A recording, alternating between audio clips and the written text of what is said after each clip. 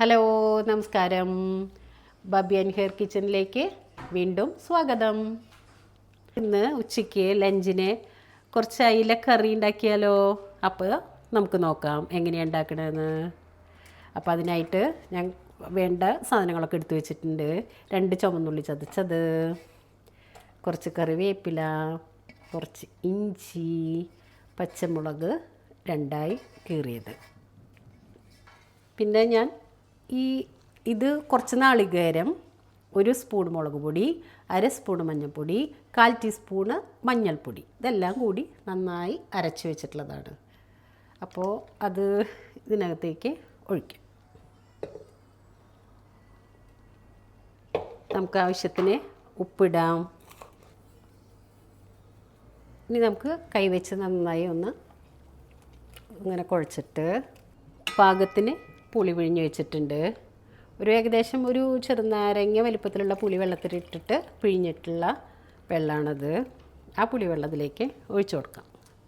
നന്നായിട്ട് ഇളക്കിയിട്ട്, കുറച്ച് കട്ടിയുണ്ട്, അപ്പോൾ നമുക്ക് ഈ മിക്സിയൊക്കെ കഴുകിയിട്ടുള്ള വെള്ളം കുറച്ച് അതിനകത്തേക്ക് ഒഴിച്ചു കൊടുക്കാം.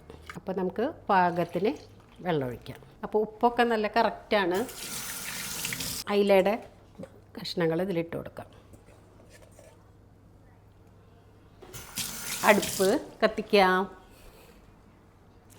അപ്പോൾ നമ്മുടെ അയിലക്കറിയൊക്കെ പാകത്തിന് വറ്റി വന്നിട്ടുണ്ട്. അപ്പോൾ ഇനി നമുക്ക് ഫ്ലെയിം ഓഫ് ചെയ്യാം. നമുക്ക് കറി ഒന്ന് ടേസ്റ്റ് നോക്കാം, ഉപ്പൊക്കെ കറക്റ്റല്ലേ എന്ന്. ഉപ്പും എല്ലാം കറക്റ്റാണ്. ഇനി നമുക്ക് ഇതിലേക്ക് ഉള്ളി വറുത്തിടാം. അപ്പോൾ അതിനായിട്ട് ഒരു പാൻ വെച്ചിട്ടുണ്ട്. പാൻ ചൂടാവുമ്പോൾ കുറച്ച് വെളിച്ചെണ്ണ ഒഴിക്കാം. നമ്മുടെ എണ്ണ നന്നായി ചൂടായി വന്നിട്ടുണ്ട്. അപ്പോൾ ഇതാ ഉള്ളി അരിഞ്ഞത് ഇടുന്നു. എരിവ് ഇഷ്ടമാണോ കൂടുതൽ? അതൊക്കെ നന്നായിട്ട് മൂത്ത് വന്നിട്ടുണ്ട്. വേഗം എടുത്തൊക്കെ അരിഞ്ഞത്. അപ്പോൾ നമ്മുടെ ഉള്ളിയൊക്കെ നന്നായി മൂത്ത് വന്നിട്ടുണ്ട്. അപ്പോൾ നമുക്ക് അടുപ്പ് ഓഫ് ചെയ്യാം. ഉള്ളി കറിയിലേക്ക് ഇട്ട് കൊടുക്കാം.